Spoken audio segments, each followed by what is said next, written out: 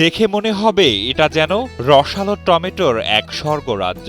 প্রতিদিন কোটি টাকার টসটসে টমেটো বিক্রি হয় এখান থেকে। চারপাশে বিশাল স্তূপ করে রাখা টমেটো বাছাই করতে ব্যস্ত শ্রমিকরা। আর এটি হলো দেশের অন্যতম এবং উত্তরবঙ্গের সবচেয়ে বড় টমেটোর বাজার।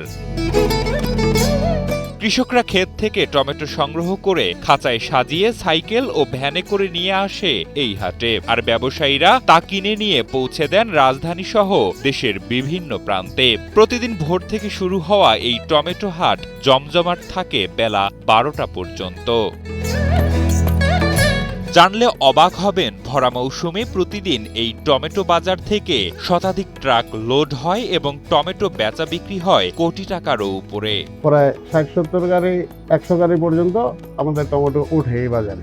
লেনদেন কোটি টাকার উপরে প্রায় হয়। এটি দিনাজপুরের ঐতিহ্যবাহী গাবুরা টমেটো বাজার। এ হাটে বর্তমানে প্রতিমন টমেটো প্রকারভেদে 1200 থেকে 1600 টাকা দরে বিক্রি হচ্ছে। আর প্রতি বছর এপ্রিল এবং মে এই 2 মাস জমজমাট থাকে এই টমেটোর বাজার, যেখানে 4 থেকে 5,000 শ্রমিকের কর্মসংস্থান হয়। কৃষকের মোটামুটি টমেটো বাজার ভালো পাইছে অন্য বাজার থেকে। এবার মনে করেন 1200, 1400, 1600 মন যাচ্ছে, তাতে কৃষকের মানে টুকশো ভালো আছে। এরকম বাজার চললে কৃষক পোষাবে। গত বছর ছিল 500, 600, 700, 800 পর্যন্ত ছিল।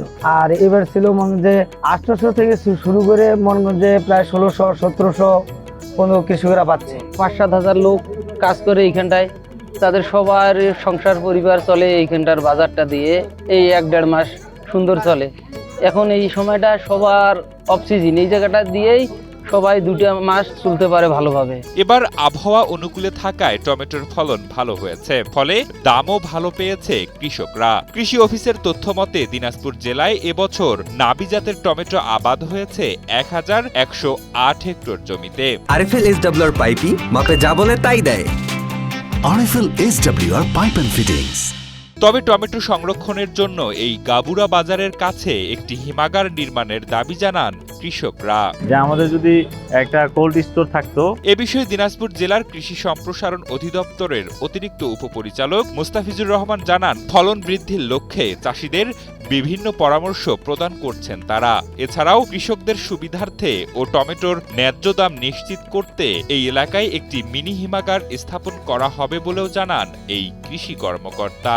আমরা কৃষি সম্প্রসারণ অধিদপ্তরের পক্ষ থেকে আমাদের মিনি কোল্ড স্টোরেজের একটা প্রকল্প চালু হওয়ার কথা। মিনি কোল্ড স্টোরেজ, যেখানে আমাদের বিভিন্ন রকমের শাকসবজি আমরা কিছু সময়ের জন্য স্টোরেজ করতে পারবো।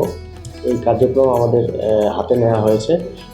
ভবিষ্যতে প্রকল্পটি বাস্তবায়িত হলে আমরা সাধারণত দিনাজপুরে এই গাবুরা মার্কেটে বা তার আশেপাশের জায়গায় আমরা একটি মিনি কোল্ড স্টোরেজ তৈরি করতে পারবো, যেখান থেকে চাষিরা তাদের এই টমেটোর পচন থেকে বা একটা দীর্ঘ সময় টমেটোটা বিক্রি করার সুবিধা পাবে।